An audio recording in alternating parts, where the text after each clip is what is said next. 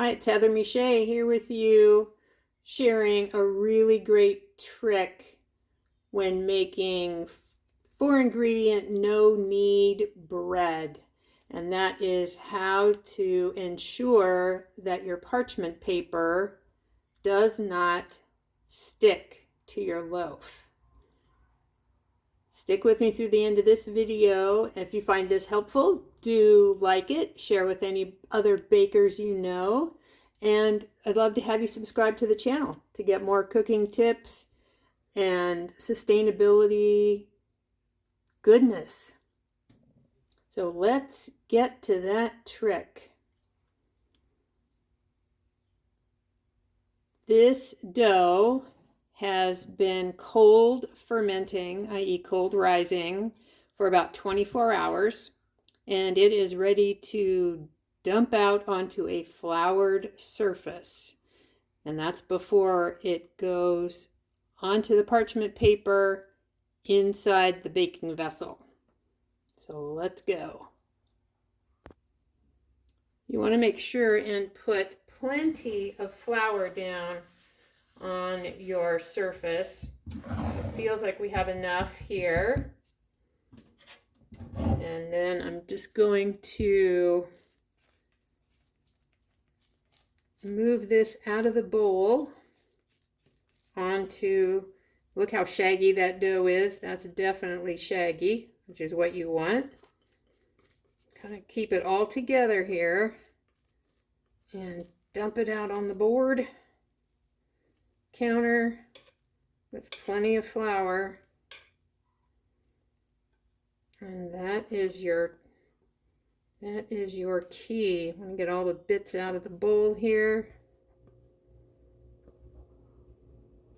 Don't want to leave any of that dough goodness behind.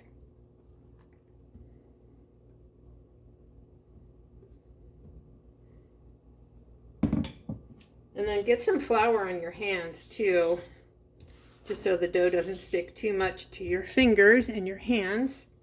And just gently move it around. You're not kneading it. Just want to keep that flour on the surface where your dough is going to hit. And you want that just about like that. We want to make sure that the bottom is a little bit here.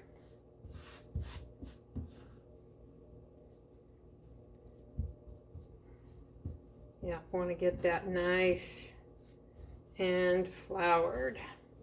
You want the whole bottom surface that's going to go on the parchment paper, which will go into your baking vessel.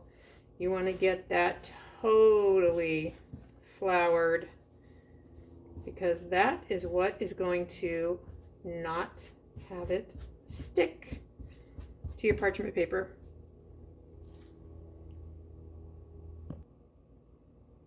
Next up, I've got my baking container here. Notice it is not a Dutch oven. I'm going to do another video on that. Just going to take the lid off and grab my parchment. So I've got just a half sheet here, which is all I need for this container. So regular sheets of parchment come in these big old sheets, and I just cut one of these in half, and that's what I've got here for this particular vessel. No point, no need, haha, in using an entire sheet when all you need is a half. So let's just move this dough out of the way for now, just so I can show you.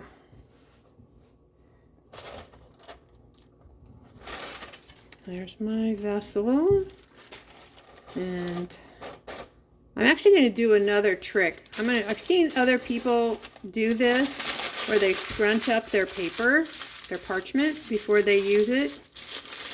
And I think that might help also in not having the dough bread, whichever phase you're in, stick to your parchment paper. It also kind of helps it seep into the bowl a little bit better, into the pan. So I'm just going to grab that dough ball that's moving, because it's a living being, and just gently going to put that right into the baking container. And it is ready to go. And I'm going to put the lid on. You will also notice or note that I'm handling this container, which means it's not hot. Check out one of my next videos where I'm going to be talking about that. So there you go. Have a really great baking experience. Remember, just use plenty of flour down on your countertop or your board before you pour your ready to bake bread dough onto the counter. Check out my other videos, my other cooking hack videos, and even some of the other playlists. My music, sustainability, tips, and loving nature. It all fits together. Thanks for watching, and I'll see you soon.